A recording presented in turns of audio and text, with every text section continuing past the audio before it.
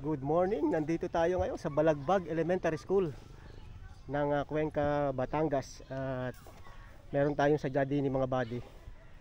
Ito yung pinaka-gateway kasi papunta doon sa Kalumayen. Nandito tayo sa mismong school para makiparada muna. Yan yung ating motor. So tatanungin natin kasi kung ilang steps itong hagdan dito sa Kalumayen. At nandito si Ma'am. So ito tatanungin natin si Ma'am. Ma'am, good morning po. Good morning po. Yes. Ma'am, may tanong lang po ako kasi bala ko pong pumunta sa sa Kalumayen. Opo. Dito daw po yung daan. Saan Yes po ba po. banda? Bale yan po, sa gilid po niya ng school. Opo. Meron pong mga hagdan diyang maliliit. Opo. Dire-diretso lang. Nasa almost 3,000 steps po siya. Wow, 3,000 steps? Yes po. Ako po dati kasi ay nagturo na doon sa Kalumayen for almost 4 years. Oh. Mag-alis po sa dyan dadaan, may other way po which is doon sa Tagbakin, magbabangka ka naman po. So yun lang po yung means of yung pagdaan po. Transportation. Opo. Lakad dito sa may hagdan. Yes po. At saka yung sa Tagbakin. Opo, opo. Mga ilang minuto po kaya ako makakarating sa baba? Sa akin pong tansya, siguro pagka first time, mga almost 1 hour, gano'n. 1 hour. Pero pagka sanay ka na po, 30 minutes kaya po yan, tatakbuhin mo. Ayun, sige po. Maraming salamat ma'am, maraming salamat po. Okay po, thank Sige you so sige much din po. Okay po. Ingat Sige po kayo. Sige po, sige po. Thank you po. So mag-aalas 7 na ng umaga mga buddy at umpisahan na natin maglakad papunta doon sa Kalumayen. Ayan mga estudyante naglilinis pa dito. Yan! Okay, so let's go at atin ang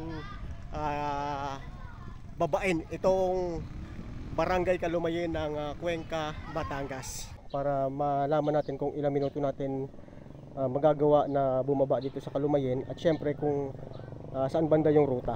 Okay, so ito na. Yan. So ito na yung mismong umpisa ng steps. Hindi na natin bibilangin kasi sabi naman ni Ma'am may almost 3,000. So doble noong steps papunta dun sa Lumampaw, doon sa pinakababa din ng lawa. Ay nako, first time natin nagagawin to mga buddy. May mga nagre-request na sa atin noon pa man. Hindi nga lamang natin napapagbigyan. Pero ito na yung pagkakataon para ating maipakita sa inyo itong papunta sa Kalumayen. So hindi kagaya doon sa Lumampaw na may bubong siya at palagi ding nadadaanan. Ito mukhang parang hindi masyadong nadadaanan to dahil malumot. So titingnan natin kung ilang minuto o ilang oras bago tayo makababa dito sa hagdan na to. Ito yung nagdudugsong sa Barangay Balagbag at saka sa Kalumayen. So yan, mayroon ng mga nakikita tayong pwedeng pagpahingahan ng mga galing sa ibaba.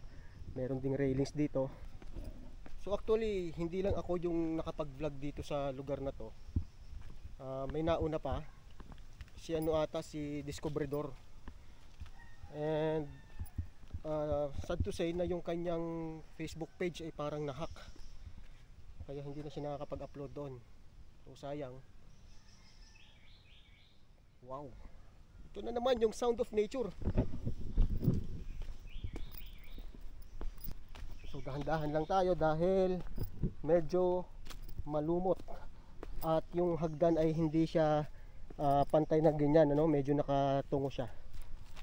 Madali yung pagbaba. Mamaya pag akyat natin, ang pihado na naman tayong halhal na naman mga bade. Ginusto natin to ginusto natin. Eto na. Matindi dito yung pagbaba. Mabuti na lamang at merong ganito,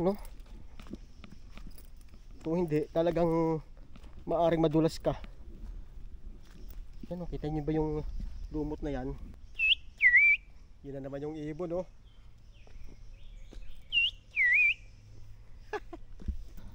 Walang problema sa pag-akyat yung dulas na to, Ito lang pagbaba mga buddy. Kaya kung gusto nyo talaga ng kakaibang trail, di daanan nyo ito, puntahan nyo itong Kalumayen. May volcanic smog. Kung yung Lumampaw ay nasa almost 1,500, imagine doble nito. Itong batong to galing dito sa itaas oh. Nahulog to dito. Humarang siya. Medyo nababasa na ng pawis yung ating damit. Pababa pa lang tayo mga buddy ha. Pababa pa lang yan. Lalo na sigurado mamaya pag akyat natin. 6 minutes pa lang tayo naglalakad pababa.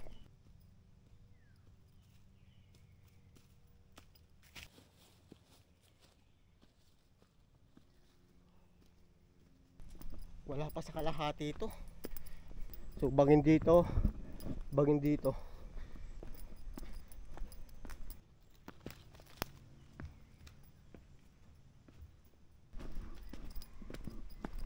So mukhang okay naman itong railings na to. Hanggang baba na siguro to. Grabe yung hagdan na to, oh. Maberdeng maberde. Ang kapal ng ng lumot niya, oh. So 11 minutes na tayong naglalakad. Hanggang nasa almost 500 steps pala yung ating nababa. Pero in fairness mga buddy, maganda naman at malinis naman yung dinadaanan natin. Siguro mga isang taon din mahigit bago natin na desisyonan na bumaba dito.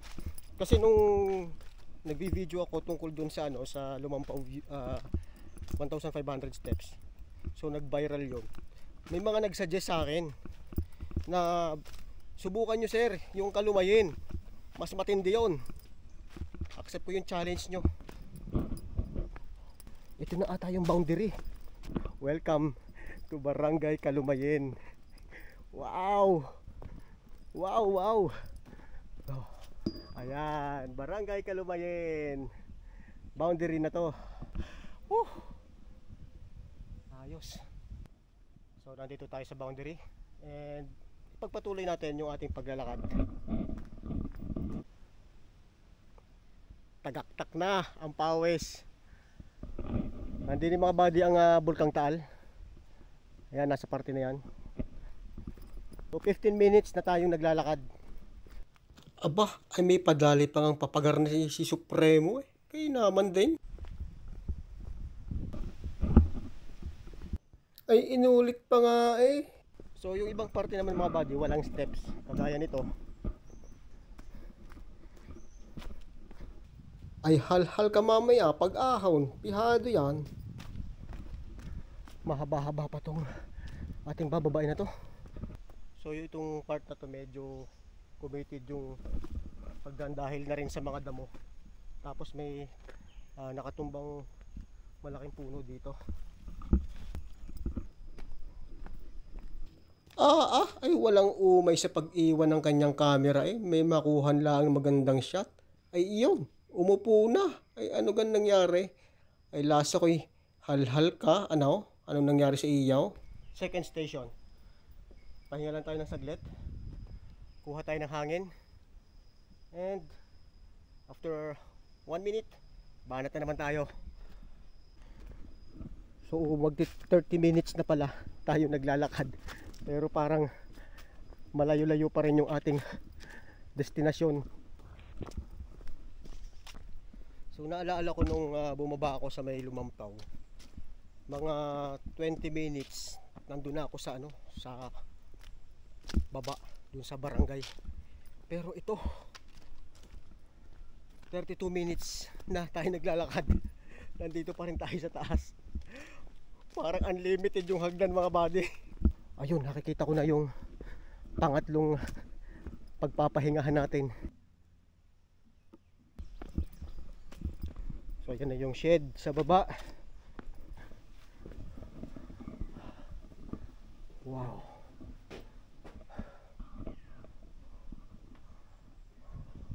Ini-imagine ko na mamaya yung sarili ko pag umakyat dito. Let's go.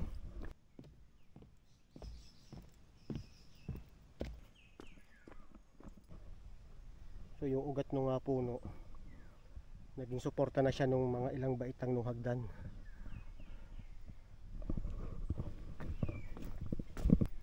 Yung tuktok ng Mount Makulot, ayun na. So 38 minutes na tayo naglalakad.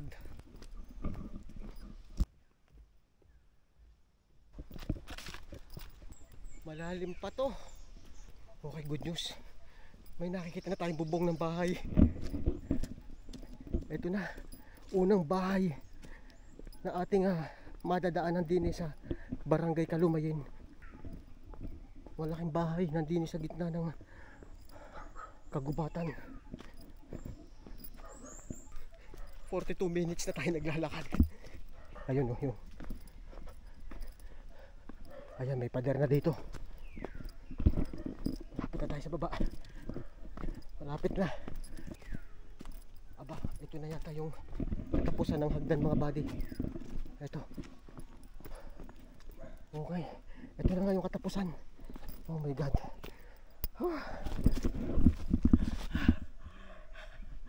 May bahay na dun oh. Let's go. So ito na yung unang punta natin dito sa Kalumayin. Ayun, may bahay na rin dun. Then ito yung dadaanan natin.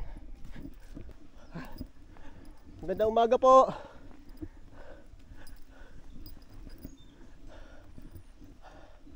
So ito yung lilibanin natin.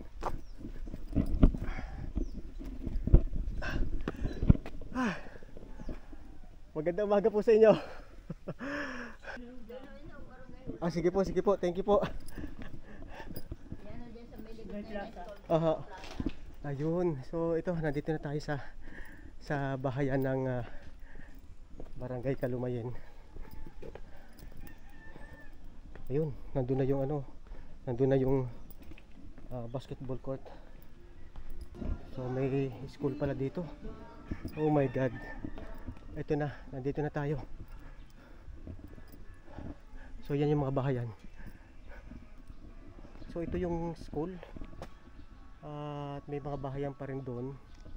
Pero dito tayo sa part na to. So itong Barangay Kalumayin, mula dito sa dulong ito. Ayan. Ang linis ng tubig dito mga buddy. Tsaka bato. Bato yung ilalim niya. Ito rin yung daan papunta doon sa isang barangay, yung Napapanayan, papunta doon.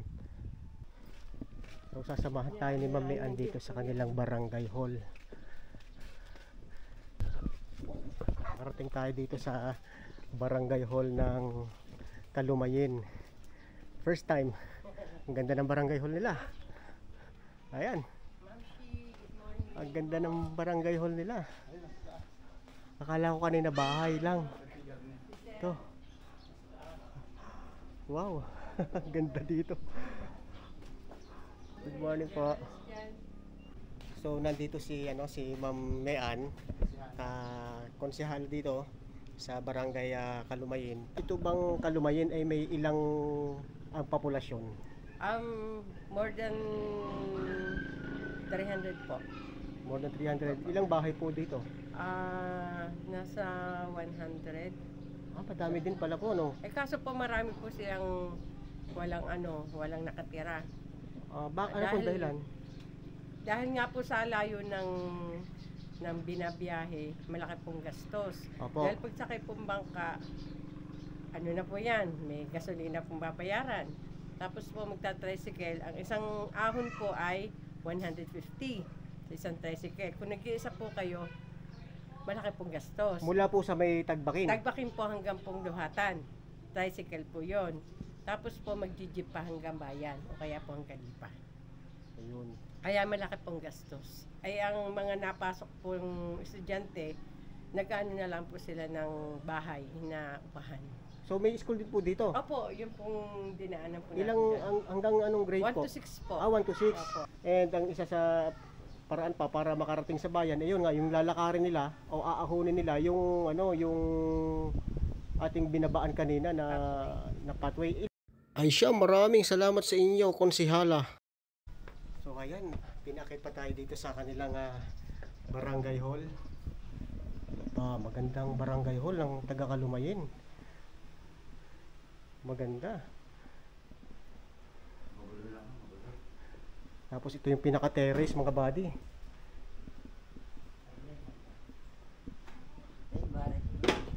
Yan. Ang ganda ng ano, ng view dito. Meron pa pong rooftop. Aba, okay sige po, ipakita natin. Ayun, may pinaka-rooftop pa pala dito.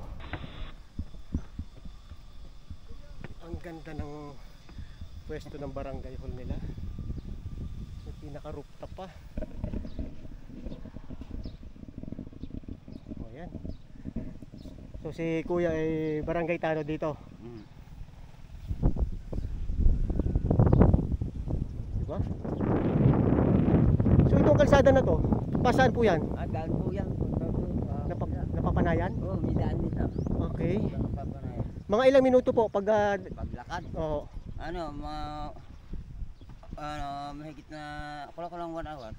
Malayo din pala, no? Malayo. Pero okay naman yung kalsada. Hindi, daan lang ho siya. Daan ng tao pero hindi naman ganun kagubat. Hindi naman ho, lagi nalilinisan din. So ayan mga buddy, at tayo ay hinayinan pa ng kape ng mga taga Kalumayin. Hindi niya kababait ng mga taga Kalumayin. First time natin pumunta dito pero at home tayo dito. Aba, di mawawala ang ating palipad din sa Kalumayin. Sa ganda ng lugar na rin mga buddy, ay talaga namang magical ang dating din mga buddy. Talaga namang what a nice experience ang ating naranasan din Naku po, ay talaga namang hindi nakakadalang pumarin kahit na sobrang tarik ng inyong bababaan din sa may hagdan.